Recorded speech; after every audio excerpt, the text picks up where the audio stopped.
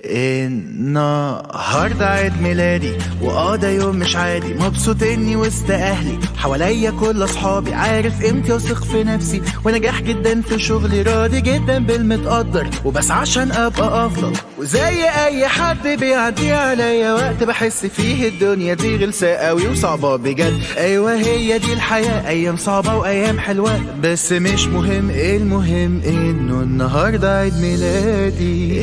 النهارده عيد ميلادي ده يوم مش عادي، مبسوط اني وسط اهلي، حواليا كل اصحابي، عارف قيمتي واثق في نفسي، ونجاح جدا في شغلي، راضي جدا بالمتقدر، وبس عشان ابقى افضل. وزي اي حد بيعدي عليا وقت بحس فيه الدنيا دي غلسة قوي وصعبة بجد. ايوه هي دي الحياة، ايام صعبة وايام حلوة، بس مش مهم، المهم انه النهارده عيد ميلادي.